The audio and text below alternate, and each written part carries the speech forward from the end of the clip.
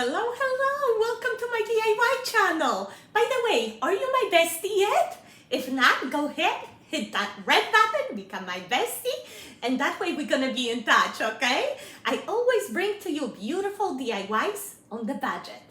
And in today's video, I'm bringing to you a highly requested another pumpkin wreath tutorial. I'm so excited. By the way, have you noticed my new scarf? What do you think? Just $1. Let's see what we could make with it. So you're gonna need a pumpkin wreath form. This one is from the Dollar Tree, and here's the barcode if you like to look it up online. The problem is that you need to get 24 of them. This year, Hobby Lobby finally started selling these pumpkin forms. Unfortunately, they're $6 a piece. So what I decided to do is just make a stencil out of the form. I still get so many messages, and I feel so bad for the besties who cannot find the form. So if you like, in the next video, I could show you how to make a wreath without a form. Would you like that? I think we can try to make one without the form. I've been bringing to you pumpkin wreath tutorials for a while now using a baby blanket or my old sweater or even a pair of sweatpants. And in today's video, we're gonna make one using a Dollar Tree scarf. They have so many choices to choose from. I simply cut it to size and start covering the pumpkin ribs. I actually start on the second set and do every other one. And I cut out the excess fabric from the inside. You can also adjust the width of your scarf before gluing, so that way you don't waste so much fabric as I did, but I thought of that later. So here's what we did. And now we need to cut little slits right here at the bottom to cover this well. And let me just remove this extra strip of fabric.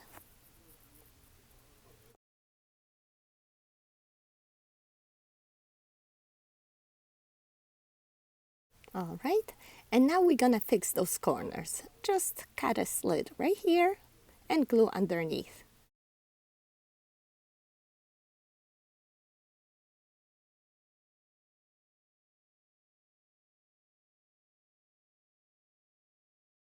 Okay, and now we have to do the same thing on the other end.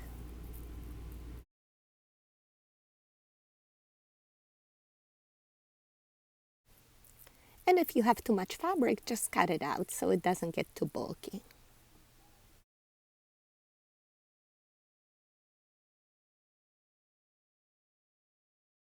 All right, and you see it's nice and finished now. And we have to do that with the other two sets of ribs as well.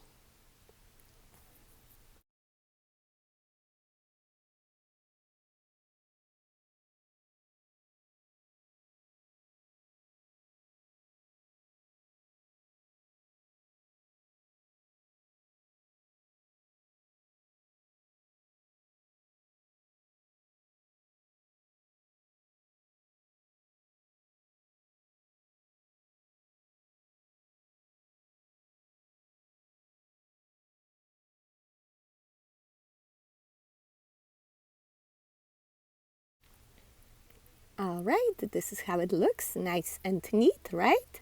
And I still have all this fabric left over. And like I said, if you pre-measure and pre-cut your pieces, you probably could save even more fabric.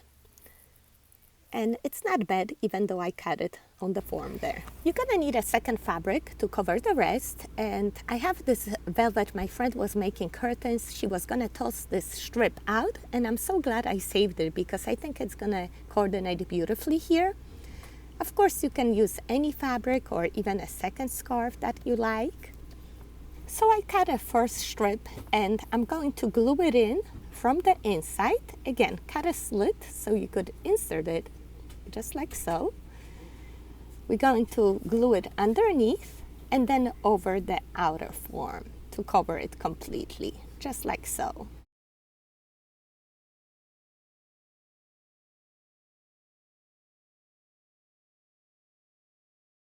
Yeah, so you're gonna have some excess fabric here on the curve. So you're gonna have to like fold it over and stretch it over the form and just glue it down.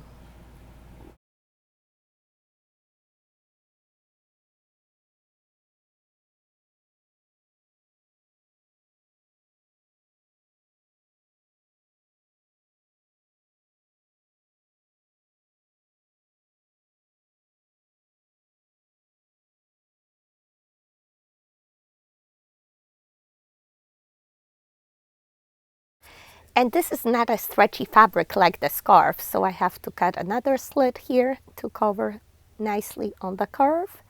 And just, keep stretching over the form and gluing it down until you get it nice and smooth.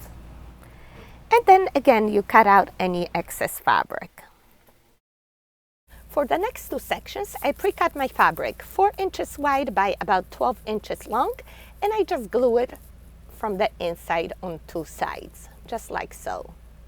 I leave about an inch at the top and at the bottom, and then I cut two slits about an inch apart, just like so. And I'm going to thread that piece of fabric over the form to cover it, just like this. And you can cut out the other two tabs, you don't need them.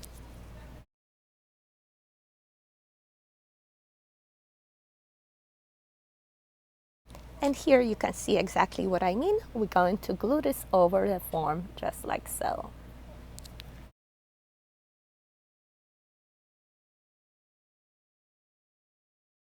And we are going to repeat the same steps on the other side.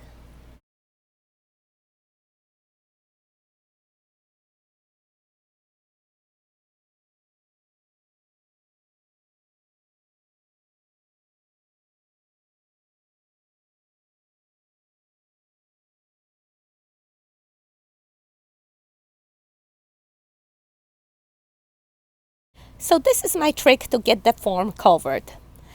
And I have to tell you that this velvet is not the easiest to work with. As you can see, it shows all the imperfections. It's hard to stretch it. With the scarf, you can't see any of that, right? So pick your fabric wisely. And then I do the same thing in the next section.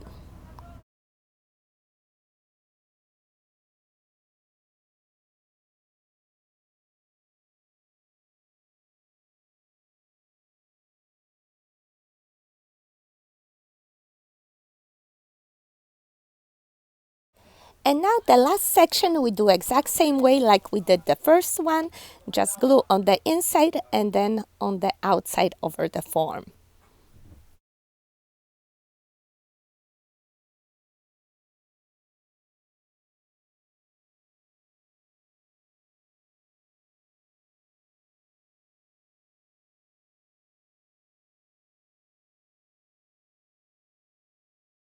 All right, and this is how we got the whole form covered.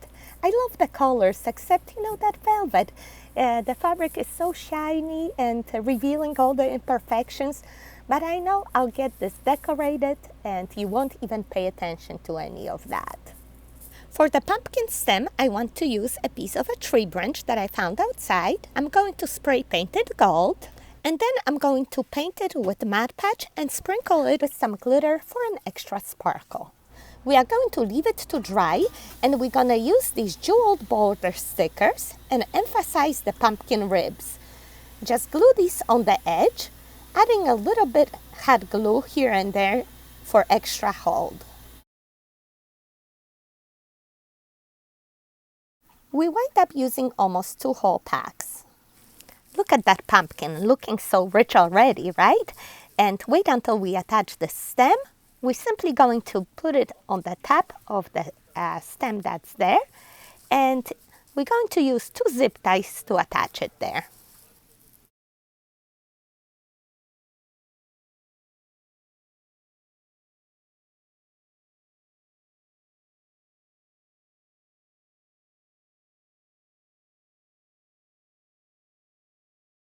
Make sure it's straight, tighten up the zip ties, and remove the excess.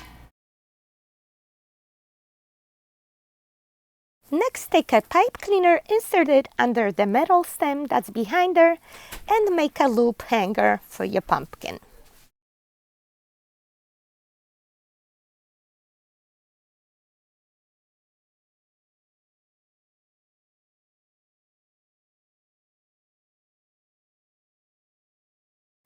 Add a dab of hot glue behind her so it doesn't slip to the side. Oh, yes, and I forgot to mention, yes, my stem is huge. I know that. But I'm inspired by the beautiful designer pumpkins from Glitterville. They way out of my price range, so that's what I wanted to do here. And you can make your stem any size that you like, of course. And we have a lot of room for a big bow. I have a pearl edge ribbon here from Hobby Lobby, some Christmas ribbon leftovers. And we're going to start off by measuring a tail a little bit longer than 12 inches, let's say about 18 inches. Then 12 inches folded in half, that's a 6-inch loop. Another one more, and I think I'm gonna do 4.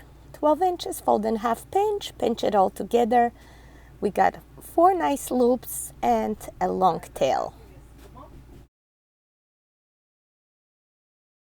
Tie it in the middle with a pipe cleaner or a floral wire.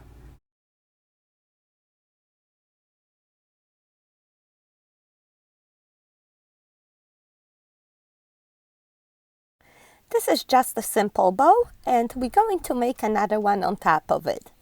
Just repeat exact same steps, except we're going to make 3 loops now. And tie it on top of the first bow. Bow the same way, except a little bit smaller, and 2 loops, 2 tails. Tie it on top and cut the fishtails. I roll up the ends of the velvet ribbon, and just like that we got a beautiful big bow. And if you never made a bow before, watch this video for detailed step-by-step instructions. We're gonna pull that pipe cleaner to the back, and since it's a little bit too short, we're going to secure it with hot glue and insert a zip tie there and attach our bow that way.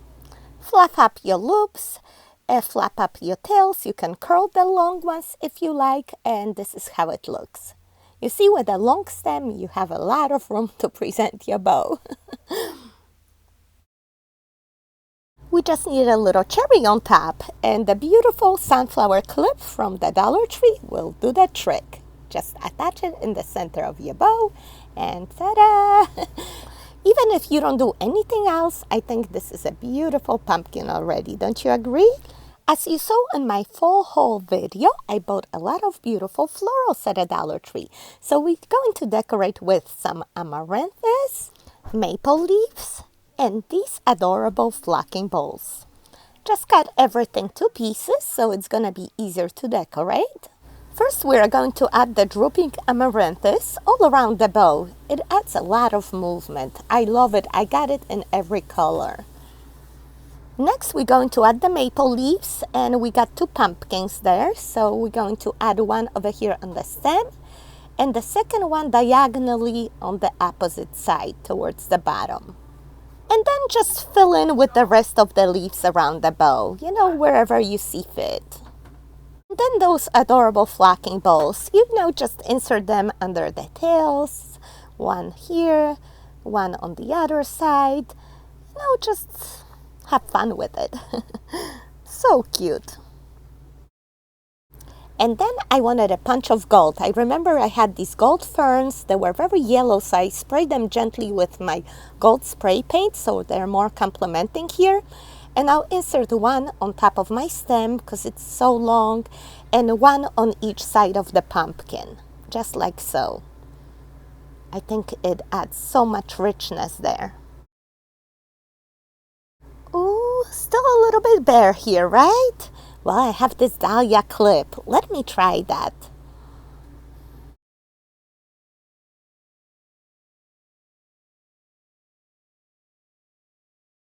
Oh, yes. And that's what you call a cherry on top, my besties.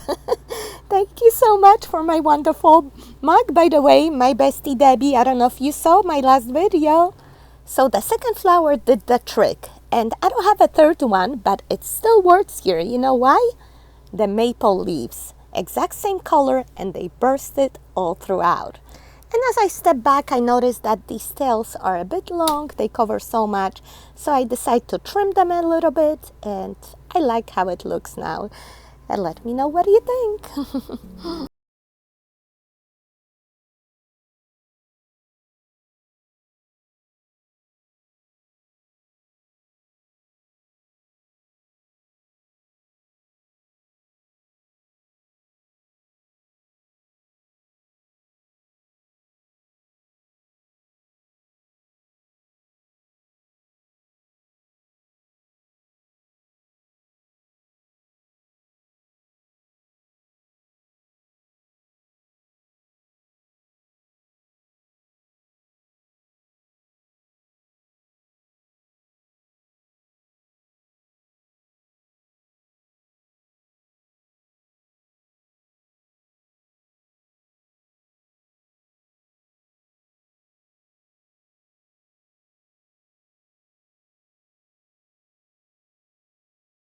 your pumpkin, or you can put it down on a shelf with some of these adorable pumpkins from a Dollar Tree.